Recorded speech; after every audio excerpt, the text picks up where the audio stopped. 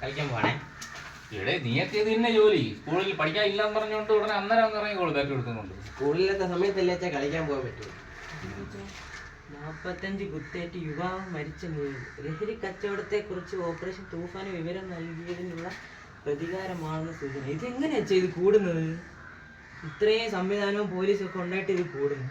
ഇപ്പോഴേ മുതിർന്നവർ മാത്രമല്ല ഉപയോഗിക്കുന്നത് ഇതൊക്കെ. കൊച്ചു പിള്ളേരും 10ഉം 15ഉം വയസ്സുള്ള സ്കൂൾ കുട്ടികളൊക്കെയാണ് ചെയ്ത് ഉപയോഗിക്കുന്നത്. ഇതെങ്ങനെയാ ചെയ്ത് കൂടുന്നത്? അത് കൂടുന്നത് എങ്ങനെയാണെന്ന് ചോദിച്ചു കഴിഞ്ഞാൽ നമ്മുടെ കൊറോണ സമയമല്ലേ, കൊറോണ സമയത്ത് നമ്മുടെ ഈ അറബിക്കടലിന്റെ തീരത്ത് നിന്ന് ഒരിക്കൽ കടൽ മാർഗം കൊണ്ടുവന്ന ഒരു 2000 കോടിയുടെ ലഹരി പിടിച്ചതായിട്ട് വാർത്തയിൽ പത്രത്തിൽ വായിച്ചിട്ടുണ്ടായിരുന്നു അച്ഛൻ. അതിനെക്കുറിച്ച് പിന്നീട് ഇതൊന്നും അച്ഛൻ കണ്ടില്ല വാർത്തകളിലോ. എൻ്റെ അത് ആർക്കുള്ളതാണ്, എങ്ങോട്ടുള്ളതാണ്, അത് എന്ത് ചെയ്തു എന്നുള്ളത്. ഇന്ത്യയിൽ, കേരളത്തിൽ നിന്ന് മാത്രമല്ല ഇന്ത്യയിൽ തന്നെ ഏറ്റവും വലിയ ലഹരി വേട്ട എന്നാണ് അന്ന് പറഞ്ഞത്.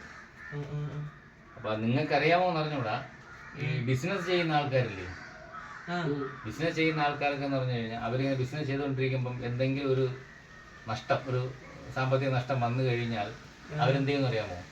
ആ നഷ്ടം വന്ന തുക, ആ നഷ്ടം വന്ന പൈസ, കാശ് തിരിച്ചു പിടിക്കാൻ വേണ്ടി അവർ കൂടുതൽ കച്ചവടം ചെയ്യും. ആ നഷ്ടം വന്നത് കൂടെ തിരിച്ചു പിടിക്കാൻ വേണ്ടി. അപ്പൊ ഈ 2000 കോടി രൂപയുടെ ലഹരി ഉണ്ടാക്കി കൊണ്ടുവരുന്നതിന് തന്നെ ഒരു ഏകദേശം കുറെ പൈസ ആവൂലേ. അപ്പൊ ആ പൈസ അവർ തിരിച്ചു പിടിക്കുന്നതിന് വേണ്ടി അതിനേക്കാളും കൂടുതൽ ലഹരി നമ്മൾ ഇങ്ങോട്ട് ഇറക്കും ജനങ്ങളിലോട്ട്. അപ്പൊ അങ്ങനെ ഇറക്കുമ്പോഴെന്ന് പറഞ്ഞു കഴിഞ്ഞാൽ അവർക്ക് ഈ വലിയവരിൽ മാത്രം കൊണ്ട് അത് ഒതുങ്ങൂല. കൊച്ചു കുട്ടികളെ കൂടെ ഉൾപ്പെടുത്തിക്കൊണ്ട് അവർ ഈ കച്ചവടം നടത്താൻ നോക്കും. അപ്പൊ അങ്ങനെ കച്ചവടം നടത്തുമ്പോഴത്തേക്ക് അവിടെ ഹിന്ദുവിന്റെ മക്കളെന്നോ ക്രിസ്ത്യാനിയുടെ മക്കളെന്നോ മുസ്ലിമിന്റെ മക്കളെന്നോ എന്നുള്ള ഒരു വ്യത്യാസം, വേർതിരിവ് അവർക്ക് വരില്ല. അവർക്ക് പൈസയാണ് മെയിൻ. അത്തരക്കാർക്ക് കാശാണ് മെയിൻ. ഇപ്പം കാശുള്ള കുട്ടികൾക്ക് അവർ കൊടുക്കുന്നത് പോലെ തന്നെ കാശില്ലാതെ ഇതിനോട് താല്പര്യം കാണിക്കുന്നില്ലേ. ഈ അടിപിടിയും ചീത്തവിളിയും വഴക്കും ബഹളവും വീട്ടിൽ പ്രശ്നമായിട്ടും ഈ വീട്ടിലൊന്നും കയറാതെ ഇങ്ങനെ കറങ്ങി തിരിഞ്ഞൊക്കെ നടക്കുന്ന കൂട്ടുകൂടിയൊക്കെ ഒരു ആവശ്യമില്ലാതെ കൂട്ടുകൂടി കറങ്ങി തിരിഞ്ഞ് നടക്കുന്ന മക്കളില്ലേ, അവരെ കണ്ടെത്തി അവർക്കിത് അങ്ങോട്ട് വെറുതെ കൊടുക്കും. വെറുതെ കൊടുത്ത് അവരെ ഇതിനോട്ട് അഡിക്റ്റ് ആക്കും. അപ്പൊ അവൻ ഉപയോഗിച്ച് അവന് പിന്നെ അത് സ്ഥിരം ഈ സാധനം വേണം എന്ന് കണ്ടു കഴിഞ്ഞാൽ അവൻ അതിനൊരു അഡിക്റ്റ് ആയി കഴിഞ്ഞാലേ അവൻ ആരെ കൊന്നിട്ടായിരുന്നാലും അവൻ കാശുണ്ടാക്കിക്കൊണ്ടുവരും.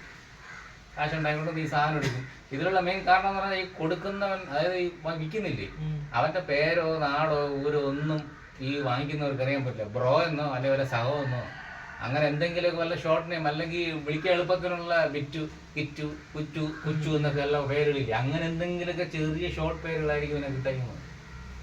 ഫോൺ നമ്പർ ആ ബിസിനസ് ചെയ്യാൻ വേണ്ടി അവൻ്റെ യഥാർത്ഥ ഐഡന്റിറ്റി പോലും ചിലപ്പോൾ ഈ കച്ചവടം ചെയ്യുന്നവർക്ക് അറിയാൻ പറ്റില്ല. അപ്പൊ അങ്ങനെ ഈ എന്താ പറയുന്നത്, കച്ചവടം ചെയ്യുന്നവർ കാശാണ് ആവശ്യം.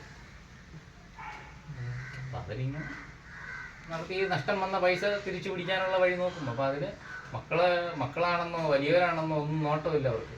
ഇപ്പൊ എന്ത് ചെയ്യാൻ പറ്റും? ആർക്കും ഒന്നും ചെയ്യാൻ പറ്റില്ല. അപ്പൊ പിന്നെ നമ്മളെ മക്കളെയൊക്കെ ആര് രക്ഷിക്കും?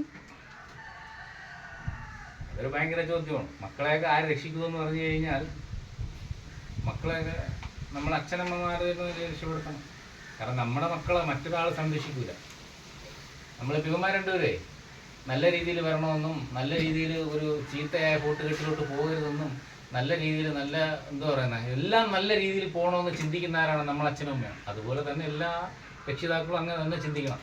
അതിൻ്റെ കാര്യങ്ങൾ എന്താണെന്ന് പറഞ്ഞു കഴിഞ്ഞാൽ പല വീടുകളിലും 10-15 വയസ്സ് അത് കഴിഞ്ഞുള്ള ആൺകുട്ടികളും ആ വീട്ടിലെ അച്ഛനുമായിട്ട് മിണ്ടാറില്ല. അവിടെ അമ്മയാണ് അവരുടെ മീഡിയേറ്റർ. അച്ഛൻ പറയുന്ന കാര്യങ്ങൾ മക്കളോട് പറയുന്ന അമ്മയാണ്. മക്കൾക്ക് അച്ഛനോട് എന്തെങ്കിലും പറയാനുണ്ടെങ്കിൽ അമ്മയോട് പറയും. അമ്മയാണ് അച്ഛനോട് പറയുന്നത്. അവിടെ ഈ എന്താ പറയുന്നത് അച്ഛനും മക്കളും തമ്മിൽ അധികം സംസാരമില്ല. പക്ഷേ ഈ ഒരു 10-15 വയസ്സുള്ള സമയത്ത്, 10-15 വയസ്സ് കഴിഞ്ഞ് അതിന് മുമ്പുള്ള ഈ സമയത്താണ് കുട്ടികളുടെ കൂടെ രക്ഷിതാക്കൾ വേണ്ടത്.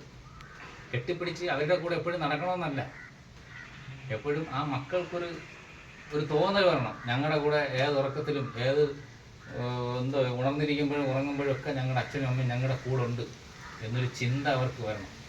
അപ്പോൾ മക്കൾ നമ്മളിൽ നിന്ന് അകന്ന് കൂട്ടുകാരായി കളിയായി ചിരിയായി അല്ലെ വല്ല പെൺകുട്ടികളുമായിട്ടുള്ള വല്ല എന്തെങ്കിലും ഫ്രണ്ട്ഷിപ്പായി അങ്ങനെ ആ ഒരു ബന്ധത്തിലോട്ട് അവർ പോയാലും നമ്മൾ അവരെ വഴി ആയിപ്പോട്ട് നമ്മുടെ വഴി എന്ന് പറഞ്ഞ് മാറാൻ പാടില്ല. നമ്മൾ അവരെ സപ്പോർട്ട് ചെയ്ത് നല്ല കാര്യങ്ങളൊക്കെ പറഞ്ഞു കൊടുത്ത് മോശം കാര്യങ്ങളും നല്ല കാര്യങ്ങളും പറഞ്ഞു കൊടുത്ത് അവരുടെ കൂടെ നിൽക്കണം. അവരുടെ കൂടെ പറഞ്ഞാൽ കൂടെ നിൽക്കണമെന്ന് പറഞ്ഞാൽ ഞാൻ പറഞ്ഞ മനസ്സിലായോ? അവരെ ഇങ്ങനെ ഇപ്പോൾ ഇവന്മാരെ കൂടെ എപ്പോഴും ഇങ്ങനെ നിൽക്കണമെന്നല്ല. അവർക്ക് വേണ്ടുന്ന കാര്യങ്ങൾ ചെയ്തു കൊടുത്താലും നല്ലതും ചീത്തയും എടുത്ത് പറഞ്ഞ് ചെയ്തു കൊടുക്കണം. നമ്മുടെ മക്കളെ നോക്കേണ്ടത് നമ്മൾ തന്നെയാണ്. അവർ പോലീസിനെയോ പട്ടാളത്തിനെയോ അല്ലെങ്കിൽ ഒരു കൂട്ടുകാരന്മാരെ പോലും പഴി പറഞ്ഞിട്ട് കാര്യമില്ല.